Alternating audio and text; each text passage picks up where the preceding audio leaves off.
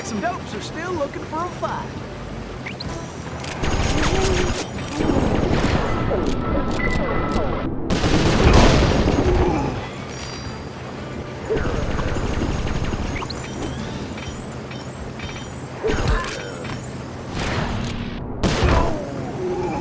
I hope you boys got a backup plan.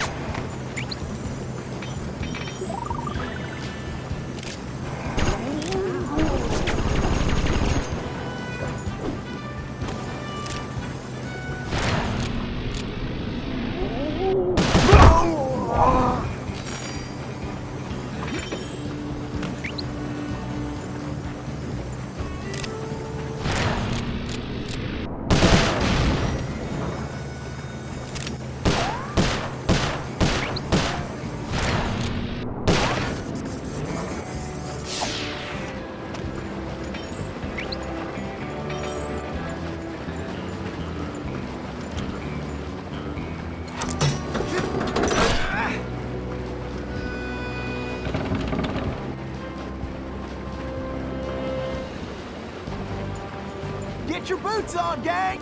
Tennessee's on the way! Tennessee! This way!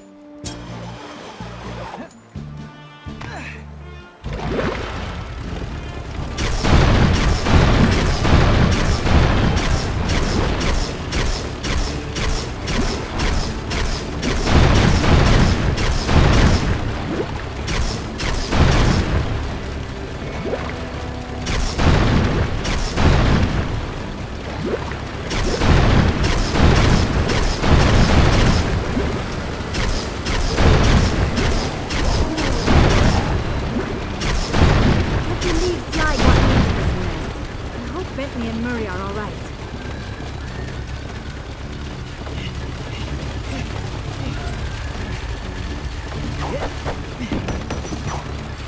Follow me, Tennessee!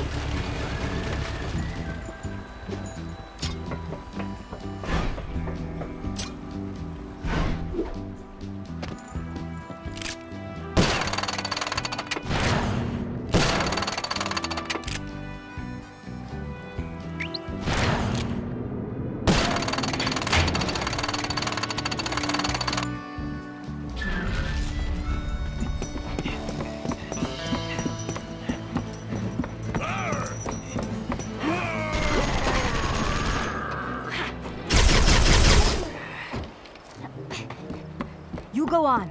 I'll stay here and cover you.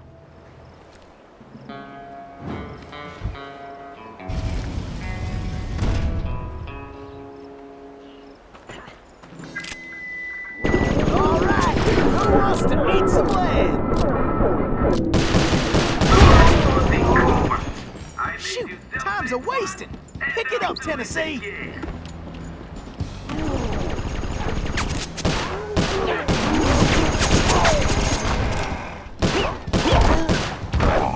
Shucks, these galoots are not smart. This is almost as fun as a sack of gold nuggets.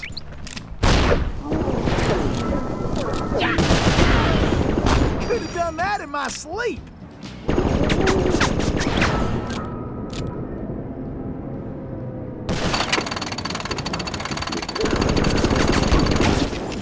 All right, just two more. Oh, nice of you to show up. Oh, yes, now it's the Cooper one deal.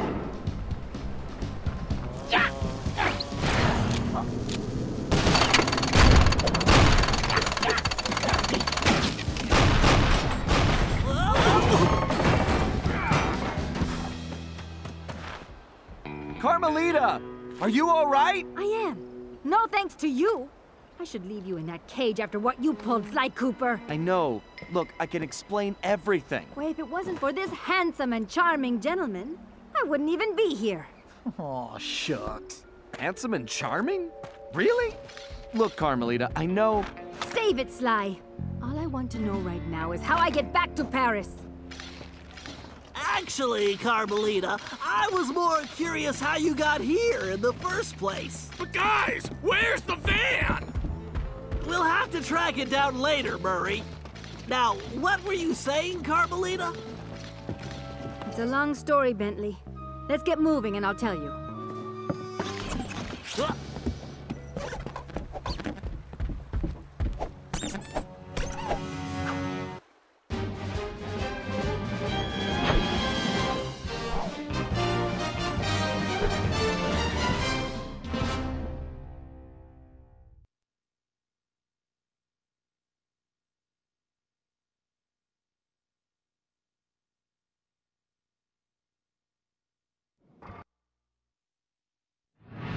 When I saw that arrogant little, that no-good lying...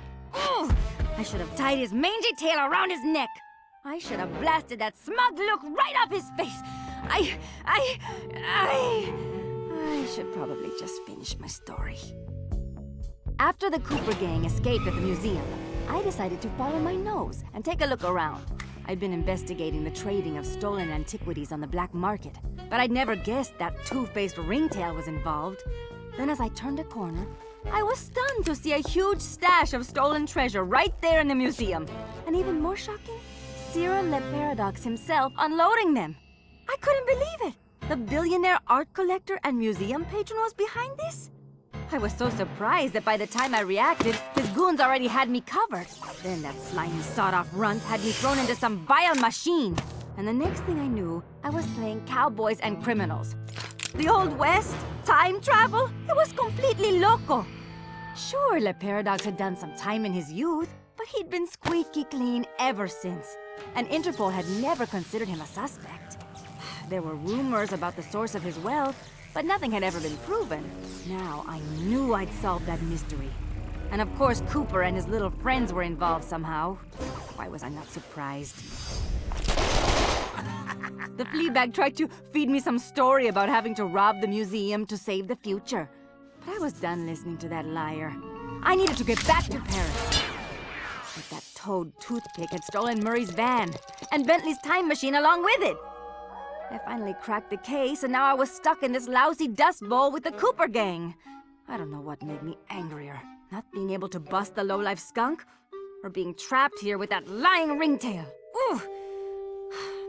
The only bearable thing about this whole mess was that at least Cooper's ancestor was a gentleman.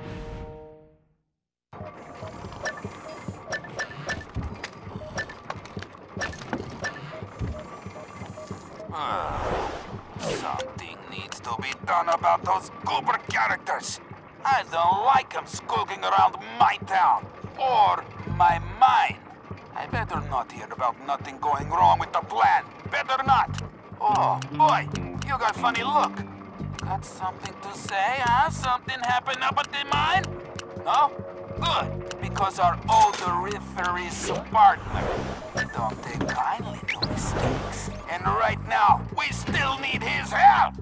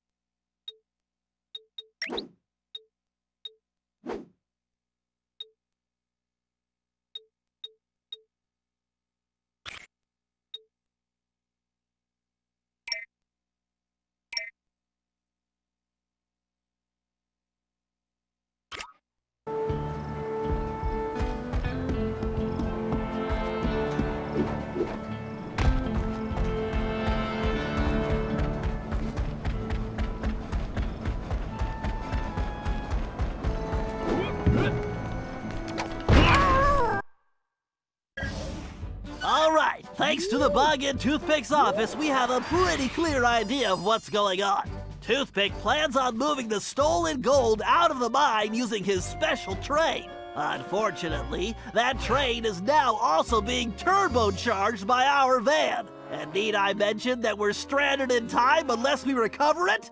Well, anyway, it's useless to go after the train in the mine.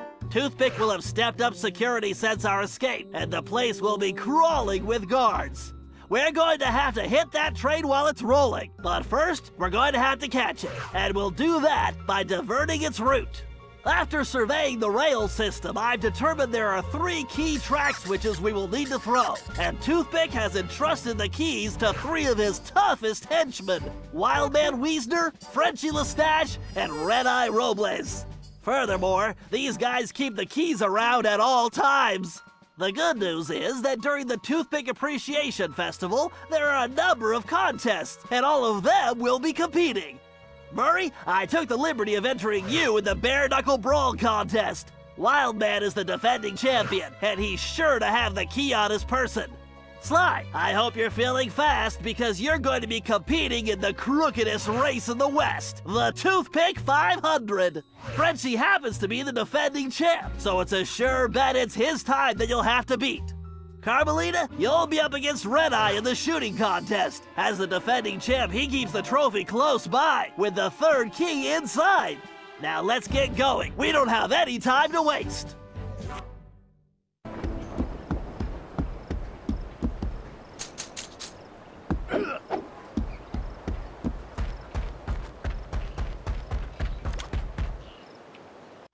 All right, listen up, you flea bags. This here's the annual Toothpick Brawl-a-thon. Ain't no rules, except that if you want a shot at the champ, you gotta fight your way through the ranks first. Looks like we got ourselves a sucker. Yeah, I mean challenger. So let's get on with it. Fighting out of the pink corner, from parts unknown, weighing more than he should, the challenger, Murray! Let's hope he fights better than last year's contestant. May he rest in peace. And in this corner, needing no real introduction, weighing in a little more every minute, you're howling hard, the Coyotes!